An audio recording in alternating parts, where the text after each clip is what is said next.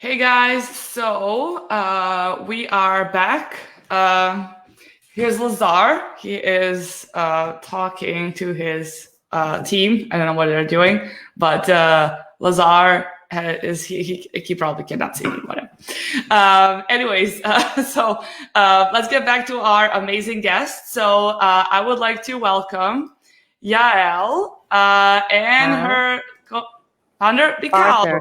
Hi, how are you? How are you doing? Thank you so much for coming on our crazy Big Brother Amazon live stream. Have you not slept for 25 hours? Are you okay? I've slept, but this morning I made like a little, went and checked on the team and all the offices, and I was filming like a Lazar's little bed here, so he kind of spent the night here. Because you never know what's gonna go wrong. No, but the team works in shifts, so they work like 8-hour shifts. So we're not holding any people here. So no. I went home. I mean, it's very intense, but we do get to get some couple of hours of sleep. I had to put on some new makeup in order to just look as a lot of coffee. Yes, a lot of coffee. I'm chugging on this. I have 4 different mugs, and so very much awake. Yes, pretty much. I am ready.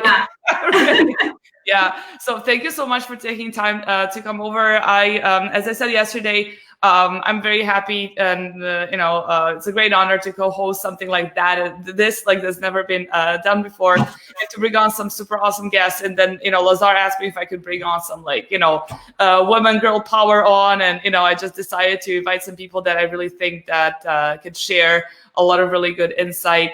And so thank you so much for coming over. I know, Yael, I didn't know exactly how to present you guys, because I know you have so many different businesses. So can you tell us something about yourself, what you do, and why you're so successful and amazing? So Yael, please go ahead. So today we're gonna talk about exits. So that's my second hat as one of the co-founders of Fortunate. Fortunate is an investment banking firm that deals with the sale of Amazon businesses. So we basically help sellers selling their business from the beginning when they decide or they're considering selling the business. We prepare the financials, the marketing materials. We find a buyer, and we really escort them from A to Z. We focus on mid to large businesses. So that's Fortunate. You're going to hear about it from Michal as well, who's the CEO. I'm also founder of Cabilly, which is a law firm that deals with e-commerce law. So we talked a lot about patents and trademark, but that would be another presentation. Today we'll focus on exits. Okay, perfect. And Michal, can you tell us something about yourself? Yes, sure. So as Yael mentioned, I'm the CEO and co-founder of Fortunate. This is, again, an investment banking firm. Our goal is to accompany sellers when they want to sell their business. We're a team of 10 people, of experts in M&A, Amazon management, Amazon business management, financials, legal, including Yael. And that's in short. I'm also originally a lawyer, but I'm not functioning as such in Fortunate. So this is not. Cool. Thank you. Are you both based in Israel, right? Yeah. We're both in Israel, Tel Aviv. Nice. Tel Aviv, that's a place where I really want to go. I've heard so many amazing stories about it, and it's a very vibrant city. My aunt also lived there for 15 years. So definitely when all this is over, I also talk about to Yael about this topic. Definitely a place you want to visit in your life for sure. So we're waiting for you to come after COVID. Me too. I just can't wait to just go somewhere and not think about wearing, a mask and stuff. These guys have been working, 8-hour shift, but when you sit and when you have your mask on for 8 hours, it's just it's just too much, you know. So, I mean, at one point you're just like, you're so sick of it, you know, which is completely understandable. Yeah. So tell me, guys, so it's a very interesting topic, you know, like a lot of people really want to sell on Amazon and be super successful. And, you know, like once you get to be like a really successful business owner, let's say 7, 8, 9 figures, like why in the world would you sell your business if you're enjoying it? You know, a lot of people, I think they don't understand maybe why should I do it? And then maybe they decide to do it when it's too late and they could have, you know, done much better. So can you tell me what is it your what's your opinion about that? Michal, you can go first. So you know, this is it's a great question and a bit of a philosophical question. Exactly. It depends on your risk tendency profile. What are your goals in life? How do you see yourself? And it is connected also to the constant need to grow the business on Amazon. It is clear to anyone that in order to stay in the same place, you need to grow at least at a certain pace. And there is always the fear that you may touch a glass ceiling and not be able to grow the business further, and then you will start losing value. It's one thing to take a business from 0 to 1, 2, 3, $10 million of revenue, and here it's a personal and a bit of luck. And it's another thing to take it to the next level. You need to build the whole organization around it to be ready for different challenges.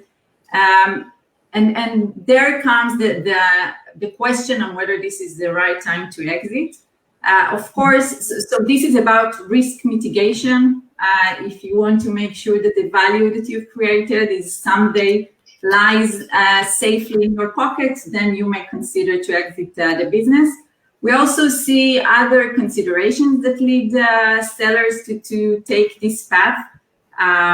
So apart from the general fear that they may not keep on being so successful, some of them feel that they are very good at building brands and they were successful in bringing it to a certain stage, and now they can sell the business and start all over again. Others are partners that do not get along so well together and believe that selling the business instead of fighting over managing it, this is the right solutions. So different considerations that lead to this decision. Maybe Yael, you want to add some more? Yeah, I think that, you know, if we look at all our clients and what's the common reason for selling the business, you know, a lot of them we all sell on Amazon. We all know Amazon and, you know, how hard it is to maintain an account at Amazon. And you know, they've reached a point where they're really good at what they're doing. And they're thinking, okay, I've built something. It's now worth $5 million. I can go ahead and, you know, continue growing. And then I'll have, as Michal said, I'll have to build a team and I have to move to offices and start being like a large manager. Or I can cash out now and, you know, take whatever I've built so far and then rebuild another brand. And what's interesting is that we see, you know, some of the businesses we sold even a year and a half ago or 2 years ago or 3 are now, you know, are almost at their second exit. They're, you know, the second time they're really fast. They have more money, they have more experience. So it's like the first time on turbo. So you know, I think if we look at most of the clients, the main reason is really cashing out, de-risking, as Michal said, you know, getting what they got so far and continue from there and rebuilding a brand. And that works really well with the buyers who are looking to basically save time, to buy something that's already successful instead of building something from scratch. So, you know, so there are the buyers who are ready to buy and sellers are ready to cash out, especially lately. Right. And my question too is like, you work with a lot of different business owners.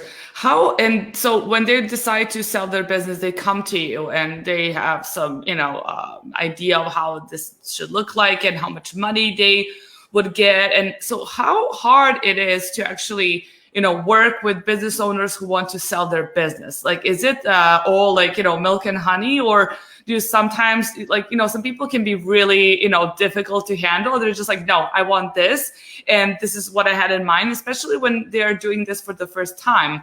So what's your experience in like working with people who come to you? Like, do you have like usually positive experience, or just like, it can be really, really difficult, Yeah, you can, or Michal, whatever. I'll start. Yeah, I'm sure. I know what Yael is going to say, so I'm sure that.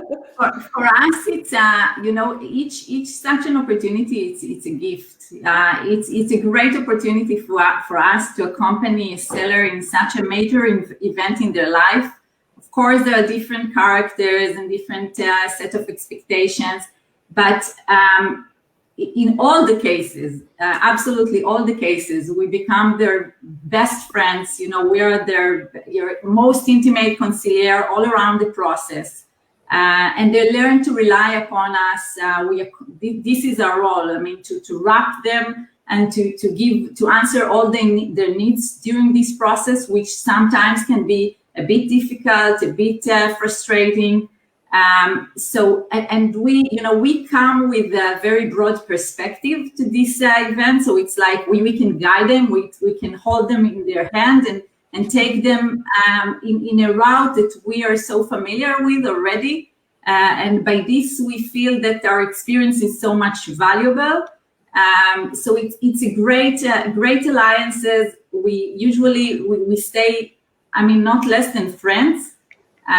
Not to say that our best ambassadors and recommenders, referrals are sellers who went through the process with us. So it's a celebration. The process eventually, when it ends, even if it was, there are very smooth and easy processes and others that are more challenging. But always it ends up in a celebration, and we like to celebrate it, and it's really an enjoyable work.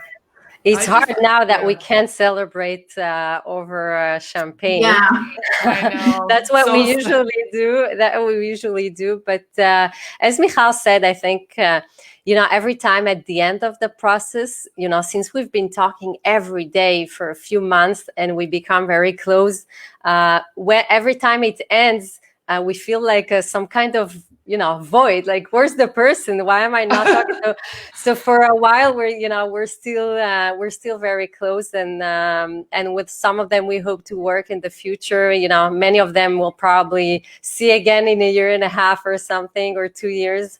It's we try to, although it's stressful sometimes, as Michal said, and when you're at the end of the process and you have to do all the due diligence and go through all the documents, and there's always a question and always something in the process.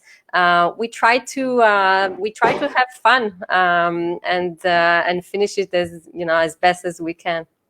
That's so amazing. No. I mean, I just asked this question because I'm sorry, just because it's everybody when you talk about like exiting your business, it's just like you come here to these people, they just gonna get rid of your business, they give you money, but it's more than that. It's actually building a really good relationship with someone, guiding them through the process. You become basically part of their very intimate circle of family and friends in this like a couple of months, and then after that it's just like there, as you said, like there's a void, like somebody's missing.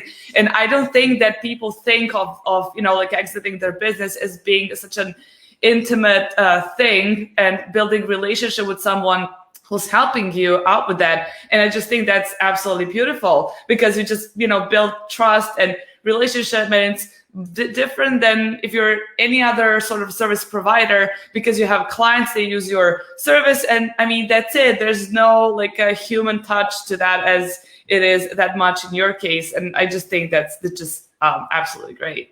Sorry, Michal, you were going to say something. I just to give a little bit more flavor to what we said. Part of it, it's about, first of all, it's about being professional, because, we need to know how to prepare, to tell the story correctly, and to make sure that the business gets its highest valuation and its process is handled very in a very accurate and professional manner, but at the same time, there are so many personal issues that comes up, issues between partners, personal considerations that create some, consideration that relates to timing of the process. For sure, we see ourselves also as mental support, mentally supporting the process, and it provides a huge satisfaction when we're successful at that.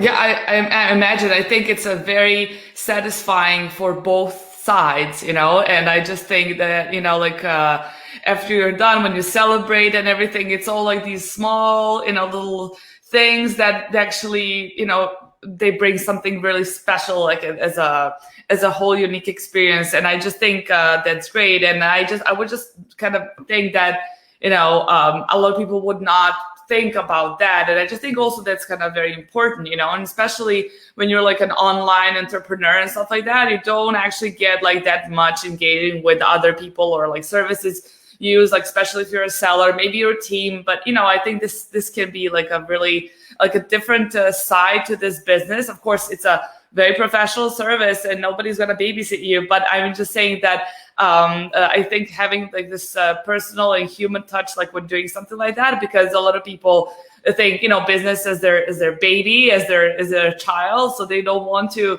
give it in like raw hands or somebody who's just going to be just like, just basically, you don't want somebody who's going to treat like it's like an inanimate object, and that's basically it. Cool. Right. Yeah. So when talking about like, as I said, like somebody comes to you and they're like, I know how much my business is worth, and maybe they're not happy with how much they're actually worth, how much money they'll actually get. Like, how do you guys evaluate a business? Like, how does that go? Yeah. You can go.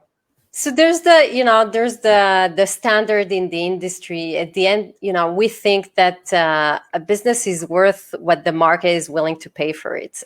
So our role is always to make sure that all the market has seen the business, all the relevant buyers have seen the business, so that we get the right valuation. The way to calculate it roughly as a rule of thumb is that you take the profit for the last 12 months and you apply to that profit a multiple of 3 to 5, depending on the size of the business, of course, and how well it's operating. Now, the profit, the way you calculate it is that you take the revenue, you take the sales. For example, you have sales of $4 million in the last 12 months. So you take that revenue and you retract all of Amazon's fees, you retract the PPC, and you retract the cost of goods and shipping. And then finally, the expenses that are directly related to the business, such as Helium 10 or Seller's Alley, or any other software that's related directly to the business. So you have that profit for the last 12 months. And you apply to that profit the multiple of 3 to 5, and then you add to that the value of the inventory. So the buyer pays you back for the inventory. That's the way it's usually calculated. And again, really depends of the business we're looking at and their circumstances. For example, buyers are looking at how many reviews you have, how well they are, of course, the rating you're having, if you have patents, how long you've been operating, all those kinds of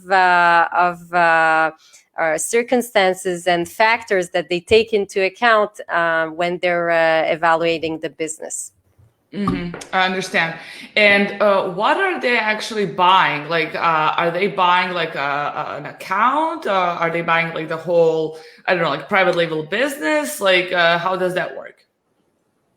I mean, Yes. Selling. Are they selling an account, or are they selling a business, or yeah? So they usually, just to add one sentence to what to the previous question, if that's okay. If this is sure. non-polite. So in addition to what Yael said, which was all accurate, of course there are exceptional cases. where it makes sense not to take the full the last 12 months, but maybe the last 6 months as a baseline for the calculation of the value in cases that there is a huge change in the business performance in the last 6 months compared to the previous period. And also, it's not only, and of course, we may find lower or higher multiples than the average that Yael mentioned, according to the specific performance of the businesses. And another thing is that it is not only about multiples and valuation. Deal structure is also something very important, because many times if deal is structured right, it actually embodies another valuation. So you can tap, you can enjoy from a double dip in the sale process. In some cases, if a deal is structured right. And as for your question about what is being sold, so usually these are assets deals. So it means that not the company that runs the business is being sold, but rather the assets themselves, which are the Amazon account, the trademark, the domain name, the contacts with suppliers. If you have a Shopify, a Shopify website, Walmart account, etc. So each and every asset is being transferred and migrated to the buyer from the seller. Mm-hmm. I understand. Yeah, I was always very interested in this topic because I know like generally how this goes, but I think it's very interesting to kind of go a little bit in depth because, maybe people think just gonna go there and there are like so many layers and things to that. For instance, like what happens like when you have, let's say a significant spike in sales, like does that count or not? Like how does that work? Who wants to take this? Yeah. Okay. Yael, you want to take it? I mean, we've seen actually COVID is a really good example. We've seen we started the periods of COVID, by the way, like 2 transactions were canceled. Some of them were already signed. And then what happened is really a kind of boom in the industry. Like those 2 transactions were sold a month or 2 months later, 30% higher. And then we saw a lot of buyers coming in. There are a lot of eyes lately on the e-commerce industry. So we see, 3-4 buyers per day that are looking at new businesses and are looking for FBA businesses. So, to answer your question, we've seen spikes during the COVID. The COVID has really affected the sales for some of the, of the businesses. Some of them really declined because they were selling something related to travel, for example. And for some, there was a serious spike. And what we do, it depends of, we're trying to understand if these are long-term assets or not. That's a bit complicated, but what I'm saying is that, when there's a very big spike and then it goes down, to what's happening today, then that's momentarily and that's, that's not something that's probably going to continue. But when the spike has created something that the buyer will get for the future, for example, because of that spike, there are, the listing had only 10 reviews and now it's a listing with 250 reviews. So it's generating more sales, and that's an asset that the buyer actually gets. So, it was a spike. It seems that COVID is here to stay for the moment. It's not going anywhere. So, so the situation is kind of, everybody is kind of adapting to what's happening, and trying to evaluate and understand. Stop selling office supplies. So. Office supplies, it depends which ones. Some of them are actually selling. Let's say maybe travel is not the best, niche, yeah. Things for the plane or, these are not the best things to sell right now. But to answer your question, there are many structures available, not just a multiple on the profit, and that's it. We can use the earnout. We can use other types of transactions that take into consideration that spike, and to help us evaluating the business. Michal, do you want to add something? Yeah, so if we touch the COVID-19 impact, so of course this is a big question. We see that it impacts everyone lives. I'm sitting now at home. I didn't get out from this room for a while. Me neither. Yeah. Yeah. By the way, we need office equipment here because it became also the office. But the longer the impact of COVID-19 on e-commerce, there is no need to add any words about that. It is all clear. But it seems that the longer COVID-19 lasts, the more constant the impact would be. So because it impacts the consumer behaviors. And when you combine this, when looking at evergreen products, for example, that enjoy from a prosperity during this period, you are less skeptic about the ability to maintain the same or similar level of performance for the long term. So it also depends on the product themselves. And of course, when for other businesses with more unique products, when there is some requirement to prudency from the part of buyers, then the right deal structure can answer it with some payments over time. But again, it's all depends on a case-by-case basis. Mm-hmm. Yeah, good. I mean, that really answers the question. I mean, it's not that simple, and it just depends on so many other factors and basically type of businesses and what you sell. Especially, COVID has, of course, affected everybody's lives. And I remember, we as a translation service that helps people expand to international markets, April was the worst month ever, and we were just well, I guess at this point nobody will be expanding anywhere for the time being. But then literally things changed, and 15 days later everything was upside down, honestly. And I don't know, I know COVID has affected our lives negatively, but I also think COVID has affected us positively in different ways. People spending more time with their families and working from home. And, there are some other positive options that are open, especially e-commerce is blooming.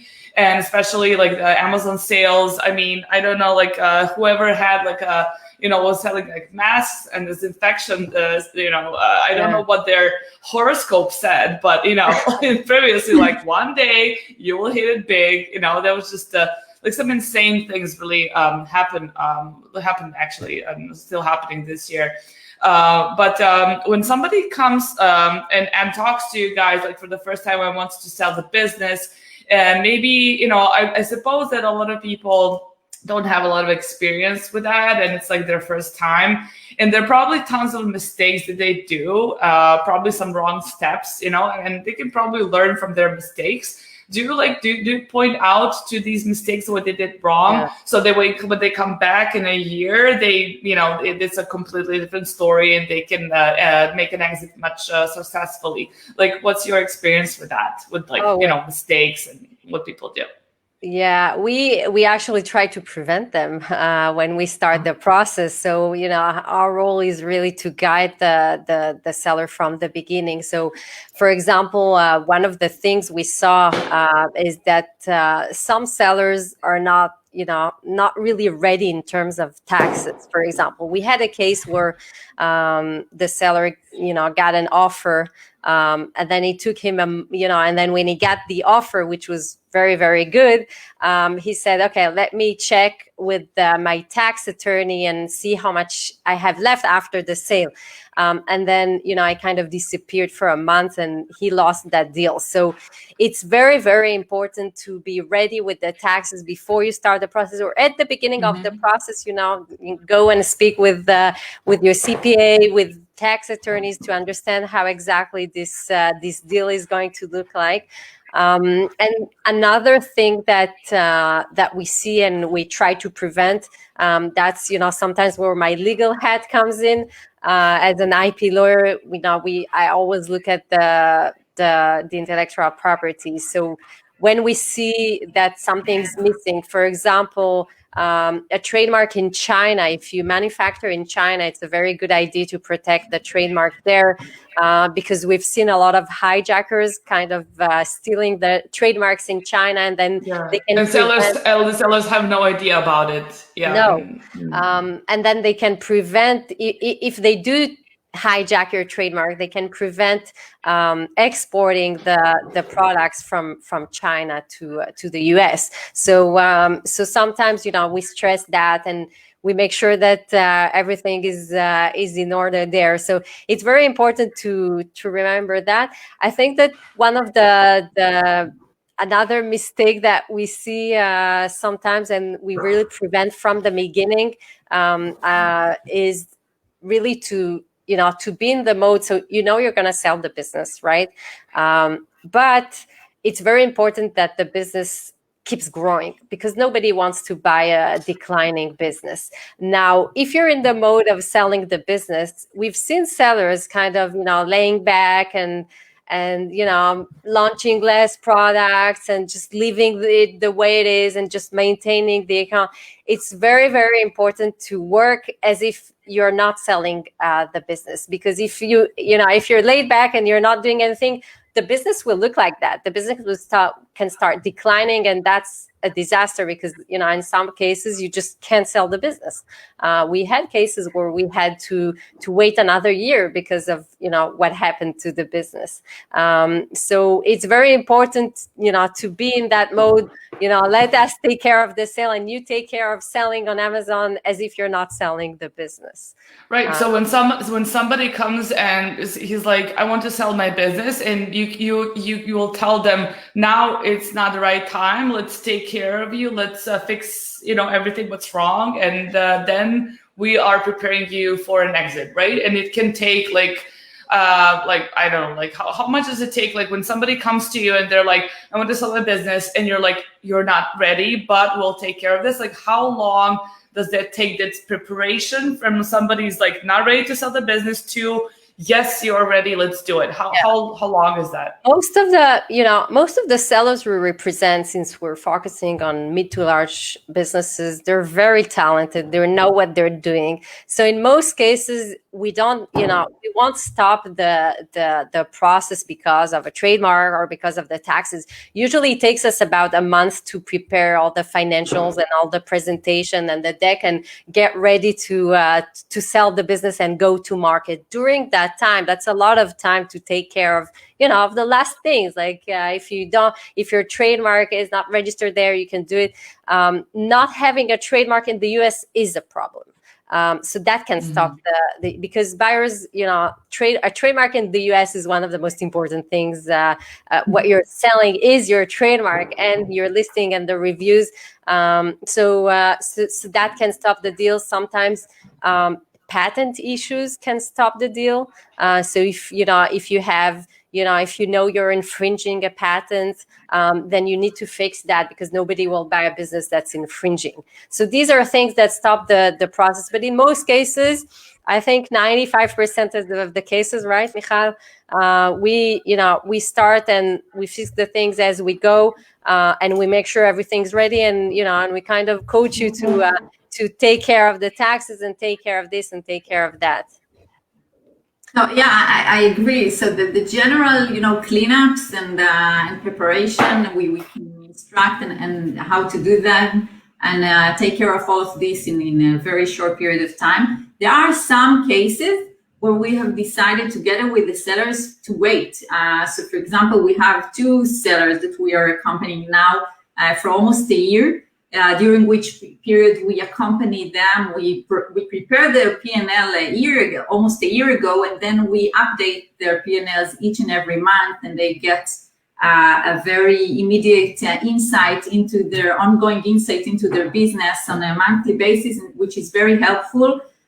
In one of the cases, we were able to recommend on certain activities that can improve the results of the business, and actually led to a huge impact on the profitability, which raised in this case, I think, from 19% to 26%. Wow. So again, we have sufficient expertise within our team, and a lot of and a broad perspective that we can use in order to recommend on improving actions. But other than that, this what Yael mentioned is correct. Usually sellers are ready. When they come to us, they know that they are more or less ready to sell their business. Sometimes we do decide to wait another quarter and then to run through a process with them, which is very helpful. If we find it very helpful to start the process a bit earlier before getting out to the market, and then we just take it to sell. But also to add about your question about typical mistakes, maybe it's worth mentioning black hat tactics and transparency, which are cousins. So black hat tactics, it's, every seller is, owns the business and decides how to run it according to his judgment. Of course, it's all a matter of risk reward management, because as much as you take more of such tactics, you create a higher risk to your business.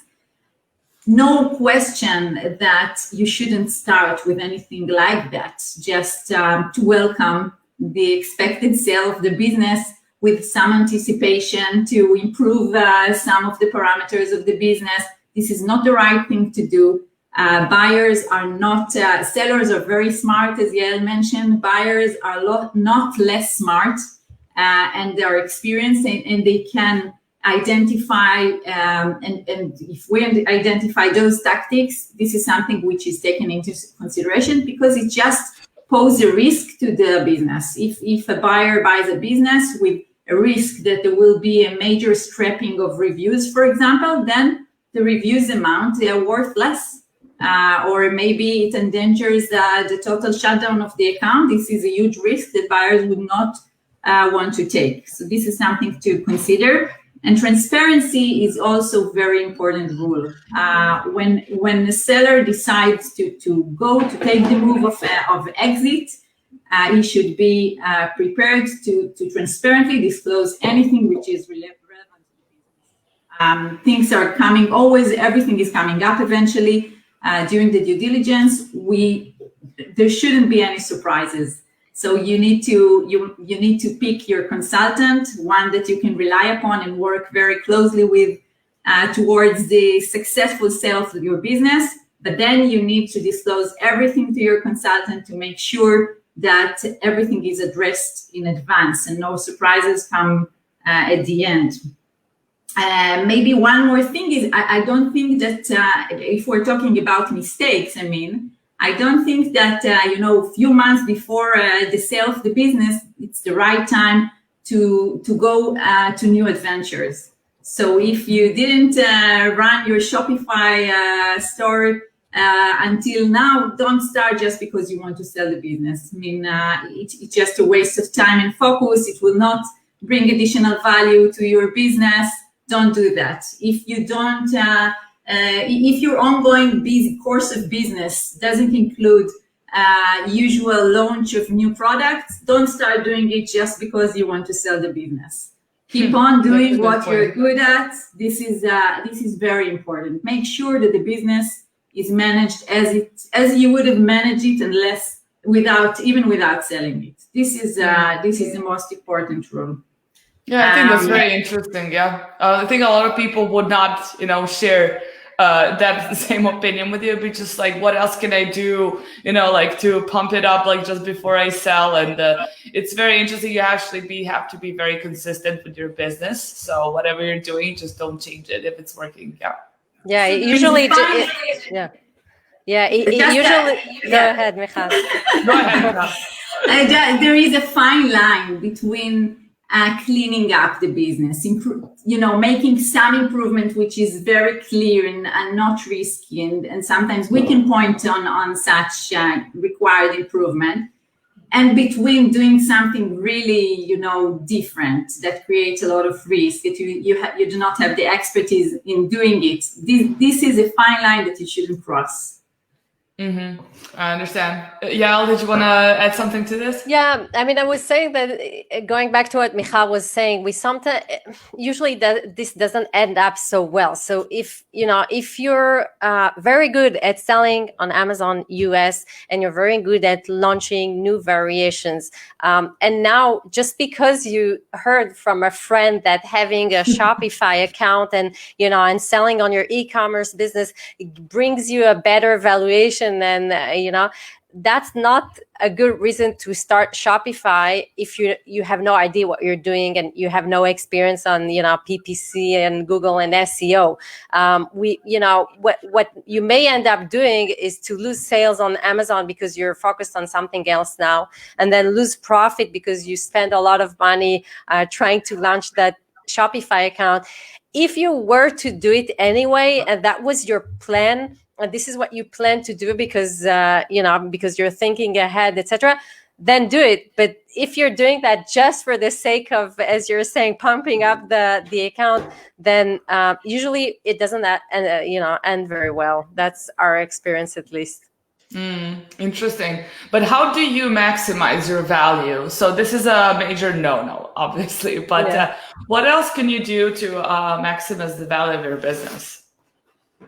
Yeah. So, you want to take it? Yeah. I mean, I'll just start by, I think that one of the most important parts of maximizing it is thinking when to sell the business. That's what one of the most important questions. And we always start the process with looking at the business, analyzing the trends, looking at each product, how fast it's growing, or if it's declining, or what's going on in the business. And I think that over 50% of the cases, right, we say don't sell it now. That now is not the best time.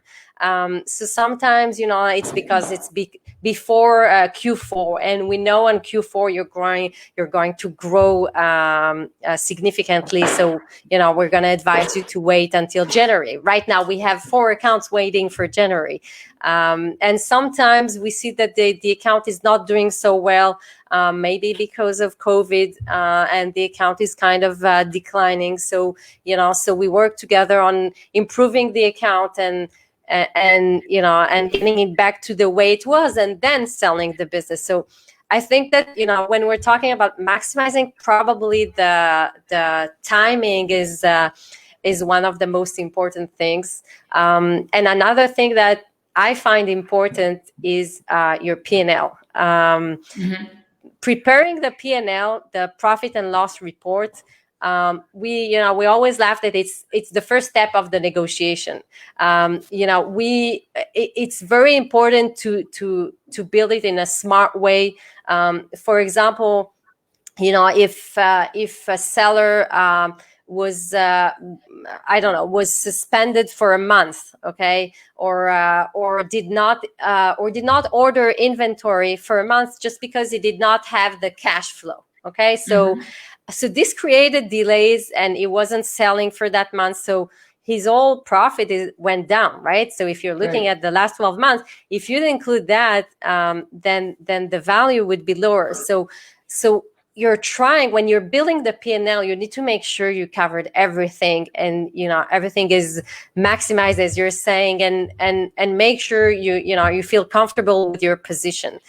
We very often take a position when it's related to things that have been missed. So preparing the P&L, if you're doing it, make sure that you've consulted. If you don't know how to do it, make sure you consulted with someone who knows and who can maximize it, and not, we've seen sellers giving it to their accountant, and the report looks different than the regular SD, the profit that you usually see in the industry, or let buyers make the P&L for you. So about, the P&L is, I think, one of the most important parts. Michal, you want to add to that?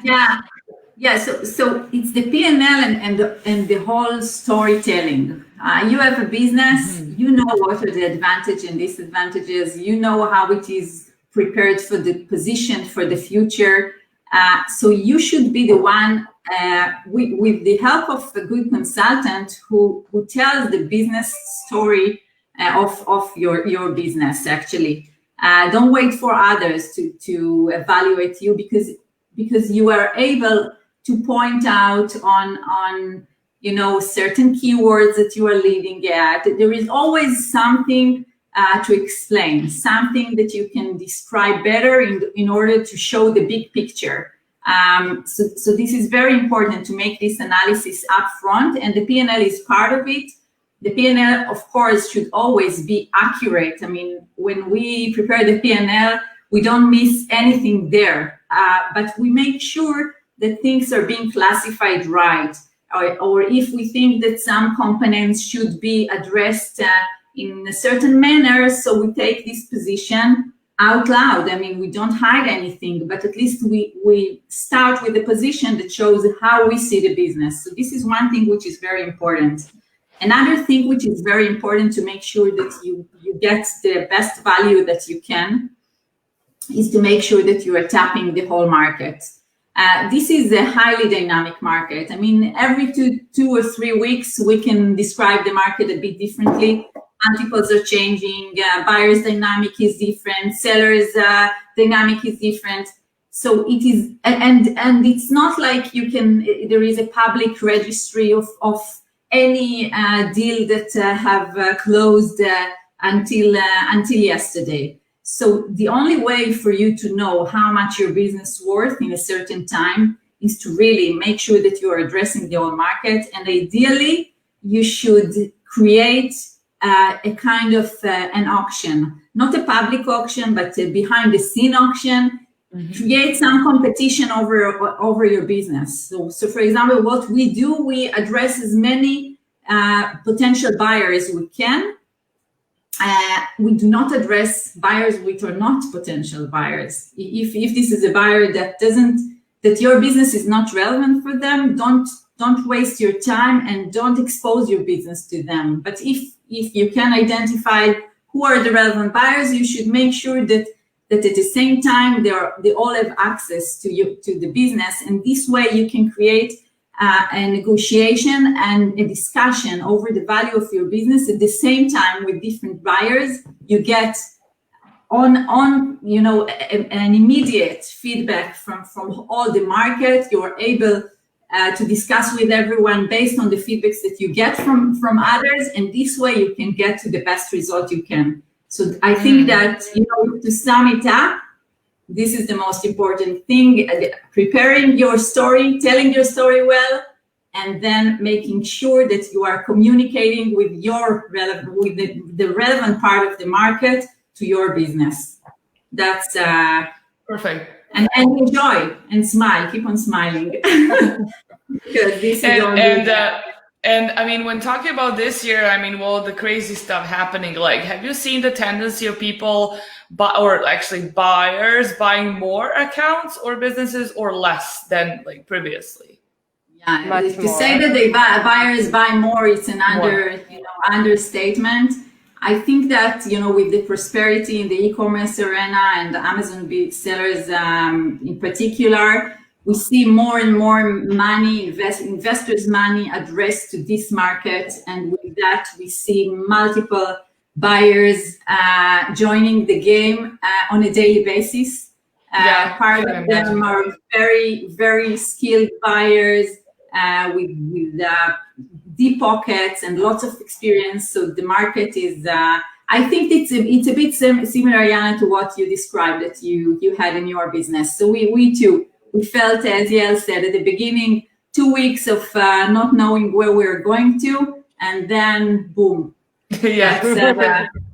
This is where we are now. Yeah, and I think also a lot of people, like I was just talking to Agla, and I just told her, like, I got this LinkedIn message from a pilot, asking me, like, I want to start my business, like, where do I go, like, do I buy a business, stuff like that. So I think that a lot of people who maybe like have their savings meant for some other things would just go and buy accounts because it's they just see such a great potential in that. I mean, this year is all about being online and who's in e-commerce and who's not.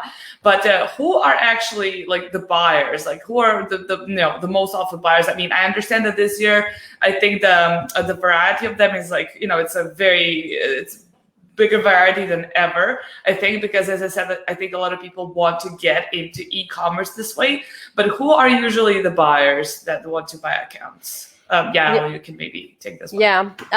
So as you said, there's a big variety, especially during this year. So I guess that the most typical one are what they call institutional. So these are companies that have raised a lot of money to just purchase accounts, just like Thresio or other companies of the like. So they usually act very fast, and they purchase a lot of accounts. Then we see family offices, we see VCs.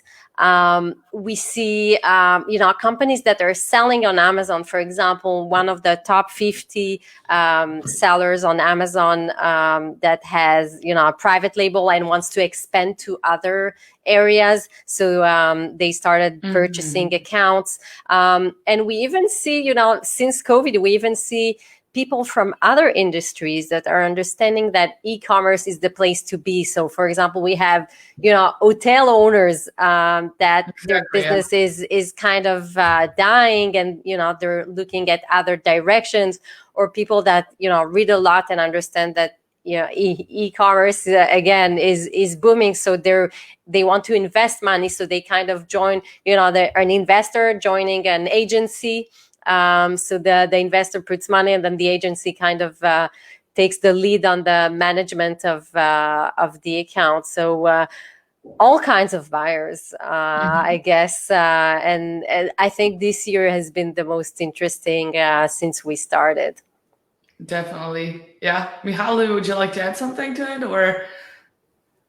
No, I think that Yael described the buyers very well. I read this morning, I got some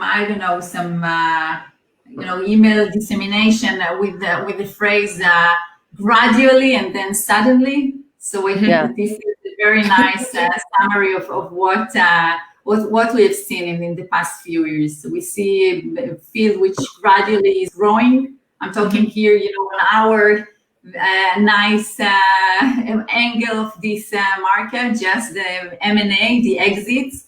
So it gradually grew and got speed, and suddenly it became something that everyone wants to do. Many buyers, understand that the chances and the prospects of success here are so high. For sellers, this is a great time to sell because they are enjoying from such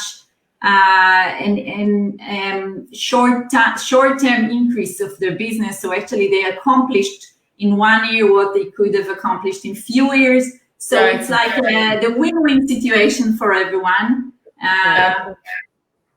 Very exciting. Yeah, very. I mean, we're just living such an amazing time actually for, unbelievable opportunities, and you just, you should just go and grab them. Like if people are just being like holding back, like, well, what if today I maybe decide to just do it? Like now it's the best time in history to start doing something. Like start small and dream big, and then, build your way up to it. And just to wrap up, like, what is the how much time do you actually like need for the whole process? Like when you're ready to sell, I'm not talking about like the Amazon sellers, they come to you and you're not ready, and then you come back in a year. So from the moment that they're ready to make an exit, how much time do they need until they get like, cash on their account for their business? Yeah. So the longer the larger the business is, the longer the cycle time may be.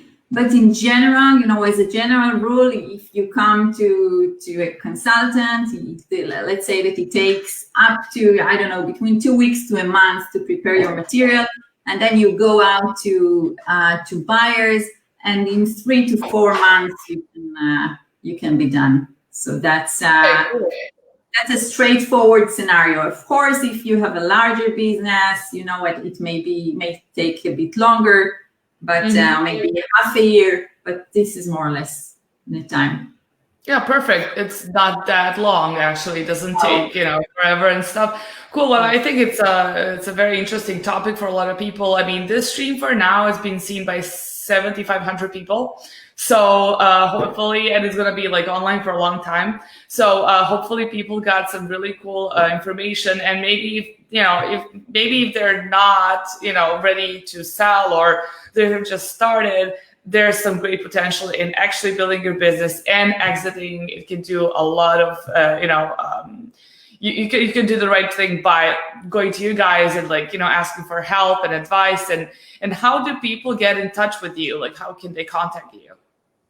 So, there is our website. It's Fortunet, FORTUNET.net. Our contacts are there, and we'll be more than happy, to answer any question anytime. It's our pleasure. Perfect. Thank you so much for taking time and for coming on our little crazy live stream today. There's so much value and so much good info. I think that basically whoever had a question about exiting, you've answered every single one of it. So thank you so much, Yael and Michal. I really hope I'll get to meet you in person soon. And until then, I hope to get back and chatting together with both of you also pretty soon. So thanks for having us. Thank you for everything you said. Thank you. Take care. Bye bye. Thank you. Likewise. Thanks. Bye.